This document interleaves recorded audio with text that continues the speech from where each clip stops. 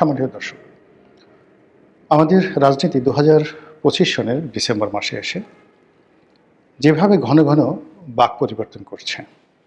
আমাদের দেশে বর্ষাকালে পদ্মা নদীতে যখন বন্যা হয়, সেই বন্যার সময় পদ্মার তীরবর্তী অঞ্চলে যে ভাঙন দেখা দেয়, যখন পদ্মা তীরের মানুষগুলোর জীবন জীবিকা সব কিছু ধূলিসাৎ হয়ে যায়, প্রত্যেকটি রাত বিনিদ্র কাটে।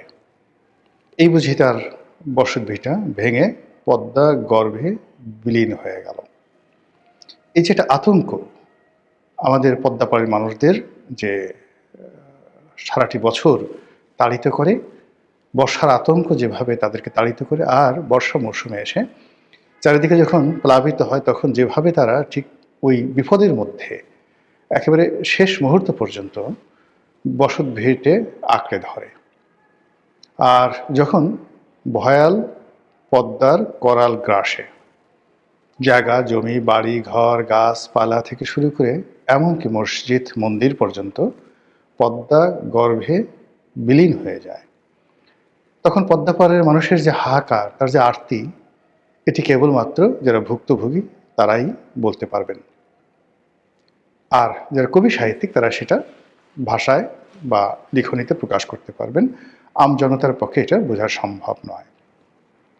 তদ্রূপ আমাদের এই সময়টিতে পুরো দেশের রাজনীতি এবং রাজনীতির সাথে সংশ্লিষ্ট অর্থনীতি, রাজনীতির সাথে সংশ্লিষ্ট সামাজিক সম্পর্ক, রাজনীতির সঙ্গে সম্পৃক্ত ধর্ম কর্ম, বিয়ে শাদী, আচার আচরণ, একেবারে সব কিছু গত 15টি মাসে ঠিক সেই অবস্থায় আছে যেভাবে বর্ষাকালে পদ্মাপাড়ের মানুষ নদী ভাঙনের আশঙ্কায় থাকে। ধরুন, এই গত 15 মাসে যা কিছু ঘটেছে, মেয়ের বিয়ে হচ্ছে, পিতা আওয়ামী লীগ করে, তো পরিস্থিতির কারণে তিনি পলাতক আছেন। বিয়ের অনুষ্ঠান হচ্ছে, বিয়ের অনুষ্ঠানে এসে হঠাৎ করে যারা মব সৃষ্টিকারী তারা এলেন, এসে বিয়েটা ভেঙে দিলেন। যারা আয়োজক ছিলেন তাদেরকে মারধর করলেন, যারা বরযাত্রী এসেছিলেন তাদেরকে ধাওয়া দেওয়া হলো, তারা পালিয়ে গেলেন।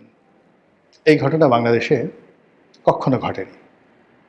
এরকম অসংখ্য ঘটনা, যেগুলো যদি আমি বলতে চাই রীতিমতো মহাকাব্য রচিত হয়ে যাবে। আমরা যারা 70-এর দশকে বালকবেলা কাটিয়েছি, আমাদের কাছে একজন শিক্ষক, তা তিনি প্রাইমারি স্কুলের শিক্ষক হন কিংবা হাই স্কুল, এই দুটো প্রতিষ্ঠানে যারা শিক্ষক মণ্ডলী ছিলেন তাদেরকে আমরা মনে করতাম বটবৃক্ষ।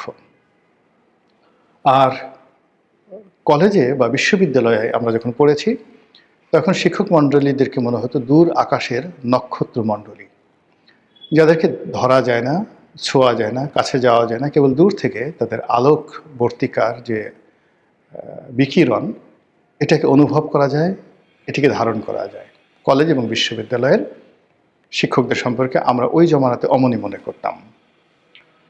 কোন একজন শিক্ষকের সঙ্গে সামনে দাঁড়িয়ে কথা বলা, তারপরে তার বাসায় গিয়ে খাওয়া দাওয়া করা ইত্যাদি, মানে কলেজ জীবনে, স্কুল জীবনে এগুলো কল্পনাই করা যায় না। আর স্কুলে এবং প্রাইমারি স্কুলে এবং হাই স্কুলে যে শিক্ষকদের সঙ্গে আমাদের মমত্ব হতো, সেটা হলো তাদের পিতৃসুলভ আচরণের জন্যে। কেউ হয়তো ক লিখতে পারে, তো খটা লিখতে খুব কষ্ট হচ্ছে, তো অনেক শিক্ষক ঠিক পিতার ভূমিকায় বা মায়ের ভূমিকায় কাছাকাছি এলেন। এবং একইভাবে যারা আরবি পড়াতেন তাদের মধ্যেও ঠিক এরকম পিতৃসুলভ একটা আচরণ ছিল, মাতৃসুলভ একটা আচরণ তাদের মধ্যে ছিল। আশ্রয় দিতেন, প্রশ্রয় দিতেন, শেখাতেন, এবং যার মধ্যে যে গুণাবলীটি রয়েছে, কেউ হয়তো ভালো বাংলা বলতে পারে, কেউ হয়তো ভালো অঙ্ক করতে পারে, কেউ হয়তো খুব ভালো স্পোর্টসম্যান। শিক্ষকরা এই মেধাগুলো প্রাথমিক এবং মাধ্যমিক স্তরে তারা বাছাই করতেন এবং সেইভাবে তাদেরকে প্রমোট করতেন, আমরা সেভাবে দেখেছি। এবং ও কারণে কেউ হয়তো পরবর্তীতে বিশ্ববিদ্যালয়ের শিক্ষক হয়েছেন, ছাত্র থেকে ম্যাজিস্ট্রেট হয়েছেন, এমপি হয়েছেন, মন্ত্রী হয়েছেন, কিন্তু শিক্ষকদের প্রতি সেই শ্রদ্ধাবোধ কখনো যায়নি। কিন্তু এই গত 15 মাসে আমরা দেখলাম যে আমাদের সেই শিক্ষক সমাজকে যেভাবে লাঞ্ছিত করা হয়েছে, অপমানিত করা হয়েছে, তাদেরকে যেভাবে শারীরিকভাবে চড় থাপ্পড় মারা হয়েছে, বেদম প্রহার করা হয়েছে, চেয়ার থেকে তাদেরকে ফেলে দেওয়া হয়েছে ধাক্কা দিয়ে, লাথি দিয়ে। তাদেরকে শিক্ষা প্রতিষ্ঠান থেকে তাড়িয়ে দেওয়া হয়েছে, তাদেরকে পিটানোর জন্য মানে রীতিমতো দাবড়ানি দেওয়া হয়েছে। অনেক শিক্ষক প্রাণ বাঁচানোর জন্য যেভাবে দৌড় দিয়েছেন, পিছনে যদি আপনাকে 10টা শুয়োর কিংবা 10টা পাগলা কুকুর আপনাকে তাড়া করে, তখন মানুষের মধ্যে যে ধরনের একটা প্রাণ ও ভয় তৈরি হয়, গত 15 মাসে এরকম অনেক দৃশ্য দেখতে পাবেন যে আমাদের শিক্ষক মণ্ডলীরা ওইভাবে প্রাণ ভয়ে দৌড় দিয়েছেন। এরকম অসংখ্য ঘটনা, আমি শুধুমাত্র একটা জিনিস বললাম, যেটা আমাদের সমাজের যে বিবর্তন, সেই বিবর্তনটিকে একেবারে মানে প্রাগৈতিহাসিক যুগ, যখন মানুষ উলঙ্গ থাকতো, যখন যৌনতার কোনো বাধা ছিল না, তারপরে খাবার দাবারের মধ্যে কোনো বাধা ছিল না, কাঁচা মাংস খেতে মানুষ, এই যুগটিকে বলা হয় প্রাগৈতিহাসিক। মানে যেদিন থেকে ইতিহাস লেখা শুরু হয়েছে তার আগের জমানা, যেটার ইতিহাস আমাদের জানা নেই। আমরা কল্পনা করতে পারি তারা গাছের ডালে শুয়ে থাকতো বন্যপ্রাণীদের আক্রমণ থেকে বাঁচার জন্য, বন্যপ্রাণীর মাংস খেত, কাঁচা মাংস, এবং তখনও অস্ত্র আবিষ্কার হয়নি, পাথর দিয়ে গুটিয়ে গুটিয়ে লাঠি সোঁটা দিয়ে তারা প্রাণের শিকার করতো। এই যুগটিকে বলা হয় প্রাগৈতিহাসিক যুগ, এবং ওই সময়টা ছিল মাতৃতান্ত্রিক সমাজ। তো আমরা এই গত 15 মাসে আমাদের জীবনের অনেকগুলো ঘটনা ঘটেছে যেটার সঙ্গে কোনো ইতিহাসের মিল পাবেন না। ইতিহাসের আগের যে সেই প্রাগৈতিহাসিক যুগ রয়েছে, সেই প্রাগৈতিহাসিক যুগের বর্বরতা আমাদের এই সমাজে ফিরে এসেছে। এভাবে চলতে চলতে 2025 সনের যে ডিসেম্বর মাস, এটি যখন শুরু হলো, এই ডিসেম্বর মাসে একটার পর একটা ঘটনা ঘটতে থাকলো, এবং সেই ঘটনা ডিসেম্বরের 1 তারিখ থেকে ডিসেম্বর মাসের 25 তারিখ পর্যন্ত যে ঘটনাগুলো ঘটেছে, তার মধ্যে উল্লেখযোগ্য ঘটনা উসমান হাদির মর্মান্তিক হত্যাকাণ্ড বা মৃত্যু। তো এই হত্যাকাণ্ড বা মর্মান্তিক মৃত্যুকে কেন্দ্র করে অন্য যে ঘটনাগুলো ঘটেছে, সেই ঘটনার রেশ আরও বহুদিন যাবে। এরপরে হঠাৎ করে বিএনপির চেয়ারপারসন, ভারপ্রাপ্ত চেয়ারম্যান জনাব তারেক রহমান, তিনি বাংলাদেশে আসার ঘোষণা দিলেন এবং তিনি 25 তারিখে বাংলাদেশে এলেন। তার আসার পরে 25, 26, 27, 28 এই 3 দিন বাংলাদেশে, 25, 26, 27, 28 মোট 4 দিন সারা বাংলাদেশে যে ঘটনাগুলো ঘটলো, এটা বিএনপির লোকও কল্পনা করতে পারেনি, আর বিএনপির যারা প্রতিপক্ষ তারা তো একেবারেই কল্পনা করতে পারেনি। পুরো রাজনীতির যেটিকে বলা হয় কোর্স অফ অ্যাকশন, সেই অ্যাকশনগুলো একেবারে এলোমেলো হয়ে গেছে। বিএনপির যারা প্রতিপক্ষ থেকে একটা ব্যালেন্স তৈরি করতো যে আমরা বোধহয় বিএনপির সমান, ফলে সেখানে একটা ভারসাম্য তারা মনে মনে তৈরি করে ফেলেছিল। আর বিএনপি যদিও তাদের যারা প্রতিপক্ষ তাদেরকে কখনো রাজনৈতিক শক্তি মনে করেনি, ফলে এখানে একটা চিন্তা চেতনার মধ্যে একটা ভীষণ রকম ভারসাম্যহীনতা। বিএনপির 35% যারা বিএনপির সাপোর্টার, তারা মনে করছেন জামাত, এনসিপি এরা কোনো রাজনৈতিক প্রতিপক্ষ নয়, দলও নয়, এদের কোনো ক্ষমতা নেই, কাজেই তাদেরকে কোনো পাত্তা দেওয়া বা তাদের সাথে সমঝোতা করা দরকার নেই, আমরা এমনিতেই ক্ষমতা চলে আসবো। তারা কেবলই মাত্র কারোর সাথে সংঘাত, দ্বন্দ্ব বা অহেতুক ঝামেলা না জড়িয়ে বর্তমান সরকার যারা চালাচ্ছে তাদেরকে তোয়াজ করে, তদবির করে একটা ইলেকশন অনুষ্ঠানের জন্য সর্বোচ্চ কূটনৈতিক তৎপরতা তারা চালিয়ে আসছিল। তো তারই ধারাবাহিকতায় যখন তারেক রহমান সাহেব আসলেন বাংলাদেশে, এটাও ঘটনা নাকি দুর্ঘটনা, এটি বিএনপির কোনো সিদ্ধান্ত না তারেক রহমান সাহেবের একক সিদ্ধান্ত? এই যে তারেক রহমান সাহেবের বাংলাদেশে আগমন, এটার পেছনে কি ডক্টর মোহাম্মদ ইউনূসের গ্রিন সিগন্যাল, নাকি এটার পেছনে ভারতের গ্রিন সিগন্যাল, নাকি রাশিয়ার গ্রিন সিগন্যাল? এই বিষয়গুলো নিয়ে আলোচনা হচ্ছে এবং এইগুলো নিষ্পত্তি হওয়া খুবই জরুরি। এর কারণ হলো এই বিষয়গুলোর উপরে আগামী দিনের যে বাংলাদেশ নামক রাষ্ট্র, সেই রাষ্ট্রটির শ্রেণী চরিত্র নির্ভর করছে, যেটা বলছিলাম।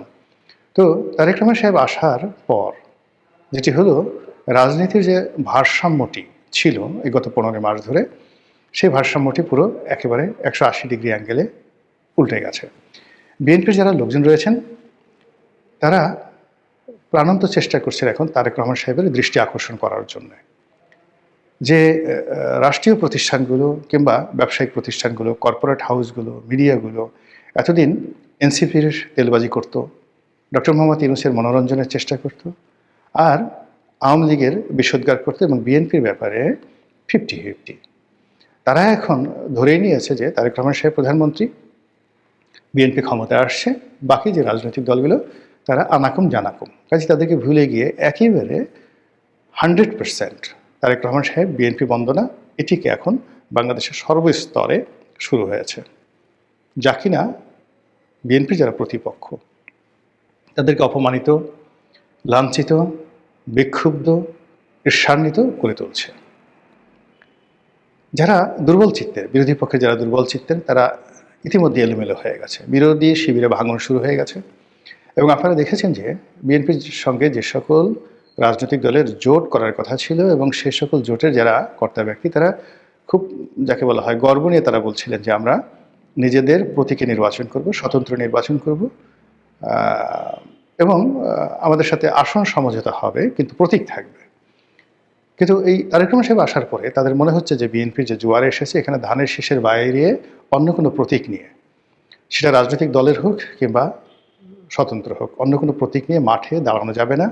থানা, পুলিশ প্রশাসন কেউ তাদের সঙ্গে কথাও বলবে না, নেতাকর্মীরা তাদেরকে পাত্তা দেবে না, এবং জনগণের সামনে যদি তাদেরকে রাম ধোলাই করা হয়, রাজনৈতিক প্রতিপক্ষ যদি তাদের উপর জুলুম অত্যাচার করে, তাহলে তাদেরকে রক্ষা করার জন্য কেউ এগিয়ে আসবে না। ফলে বিএনপির বাইরে বেশ কয়েকজন নেতা তারা তাদের দল ত্যাগ করে বিএনপিতে যোগদান করে ফেলেছে, যেটা আমরা কল্পনা করতে পারিনি। আমরা আসন সমঝোতার যে প্রেডিকশনগুলো করেছিলাম গত কয়েক মাস ধরে, যে বিএনপি হয়তো 100 সিট ছেড়ে দিবে, তাদের হাতে সেই 200 সিট রাখবে, কিন্তু সেটা দেখা গেল যে বিএনপি এখন এমন একটা পর্যায়ে চলে গেছে, তারা 6-7টি সিটে ছাড় দিয়েছে, এবং শেষ পর্যন্ত এই 6-7টি সিট থাকবে কিনা তাও মানে সন্দেহের বিষয়। বিশেষ করে আসাম আব্দুর রব, তারপরে মাহমুদুর রহমান মান্নার সাহেবের মতো মানুষ কেন যেন এই সময়টিতে বিএনপি থেকে দূরে সরে পড়েছে। তাদের অনেক ক্ষোভ বিএনপির বিরুদ্ধে। অন্যান্য ছোট ছোট যে রাজনৈতিক দলগুলো ছিল, তারা ইতিমধ্যে কেউ পুরো রাজনৈতিক তাদের সত্তা, পার্টি বিলুপ্ত করে তারা বিএনপিতে বিলীন হয়ে গেছেন, আর কেউ কেউ আংশিক অর্ধেক আছেন আর অর্ধেক বিএনপিতে চলে গেছে। ফলে বিএনপির অভ্যন্তরীণ রাজনীতি এবং জোটগত রাজনীতি, এই রাজনীতিতে অভাবিত ঘটনাগুলো ঘটছে এবং ভারসাম্য নষ্ট হয়ে গেছে। এবং যখনই কোনো একটা জায়গাতে ভারসাম্য নষ্ট হয়, তখন সেখানে হয়তো মানে পাহাড়ের মতো কোনো কিছু একটা উঁচু হয়ে ওঠে, অথবা সেখানে হ্রদের মতো, পুকুরের মতো মাটির দিয়ে বেগিয়ে একটা কৃত্রিম হ্রদ তৈরি করে বা একটা ন্যাচারাল সেই জলাভূমি তৈরি করে। বিএনপির এই সাইডে যা কিছু হচ্ছে, আবার বিএনপির যেটা অপোজিট সাইড, যেমন জামাত, হেফাজত, চরমোনাই, তারা বিএনপিকে একটি একক শক্তি ধরে বিএনপিকে পরাজিত করার জন্য যেভাবে আশাবাদী হয়েছিল, এখন তারা মনে করছে যে বিএনপি যদি ক্ষমতায় আসে এবং তারেক রহমান সাহেব যদি প্রধানমন্ত্রী হন, তাহলে তাদের অনেকের পিঠের চামড়া থাকবে না। পিঠের চামড়া থাকবে না এই কারণে যে তাদের কাছে 2001 থেকে 2006 এই সময়ের যে স্মৃতি আছে, সেখানে জনাব তারেক রহমান সাহেবকে তারা মনে করছেন যে তিনি একজন রাফ এবং টাফ মানুষ।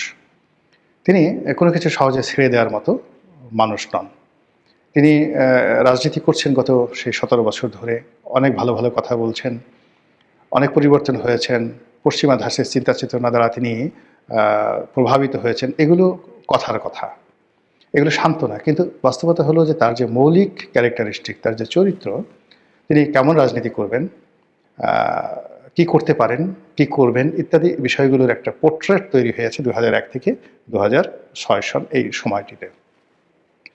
আপনারা যারা হিউম্যান সাইকোলজি জানেন, তারপরে আপনারা যারা জেনেটিক ইঞ্জিনিয়ারিং, মানুষের শরীর গঠনের প্রকৃতি জানেন, তারা গোলাম মাওলা রনির রিপোর্ট, অভ্যাস, মানুষের যে চরিত্র, মানুষের যে ক্যারেক্টারিস্টিক্স কিয়ামতের দিনও পাল্টায় না।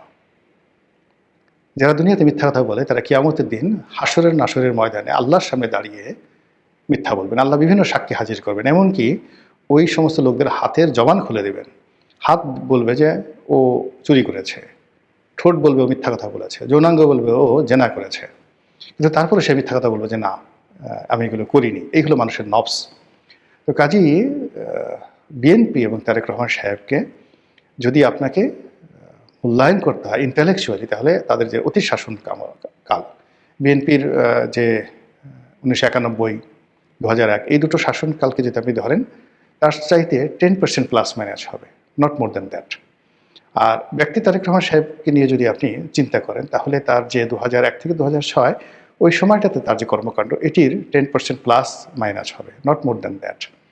আর যেহেতু তার বয়স হয়েছে, এখন তার বয়স 60 বছর, কাজে এই সময়টিতে তিনি তার যৌবনের মতো এত মানে দুর্গম গতি নিয়ে, দুর্দমনীয় মনোভাব নিয়ে অনেক কিছু করতে পারবেন না। ফলে তার দলকে নিয়ন্ত্রণ করা তার জন্য আসলে সমস্যা হয়ে যাবে। অধিকন্তু অতীতে যেমন তার নিজের দলের মধ্যে একটা ব্যালেন্স ছিল। আহ, সেখানে অনেক প্রবীণ প্রাজ্ঞ রাজনীতিবিদ ছিলেন যারা এখন নেই। আর এখন যে সকল তরুণ সম্প্রদায় আছেন তারা অতীতের তরুণদের চাইতে ভালো নন। এখানে নিশ্চিত বলা যায় কোনো দিক থেকেই 2001 সনে যারা তরুণ ছিলেন বিএনপিতে, তরুণ তুর্কি ছিলেন, তাদের যে যোগ্যতা, অভিজ্ঞতা, দেশপ্রেম, শিক্ষা দীক্ষা ছিল সেই তুলনায় এখন যারা তরুণ আছেন তারা অনেক বিলো স্ট্যান্ডার্ডের। এর জন্য সেই যে গত 17 বছরের দমন পীড়ন যেভাবে জড়িত, অর্থনৈতিক অবস্থা জড়িত, অনেক কিছু, কিন্তু হঠাৎ করে আপনি এই শ্রেণীকে দিয়ে ভালো কিছু করতে পারবেন না। এটা বিএনপির যারা প্রতিপক্ষ এখন এই তারেক রহমান সাহেবের উপস্থিতি এবং তাকে নিয়ে যে জয়গান হচ্ছে তার প্রেক্ষিতে তারা বুঝতে পারছে যে পিঠের চামড়া থাকবে না। ফলে তারা এখন জামাতের সাথে থাকতে চাচ্ছে না। চরমোনাই, আমি আজকের দিনে যে ভিডিওটি করছি সেদিনের খবর হলো চরমোনাই জোট করছে না। মামুনুল হক সেও জামাতের সঙ্গে থাকতে চাচ্ছে না। এদিকে এনসিপিতে ভাঙন শুরু হয়ে গেছে।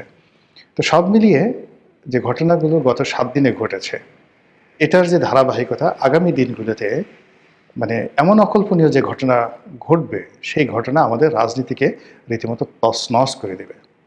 মহান আল্লাহ আমাদের সবাইকে হেদায়েত দান করুন এবং হেফাজত করুন। আসসালামু আলাইকুম ওয়া রাহমাতুল্লাহি ওয়া বারাকাতুহু।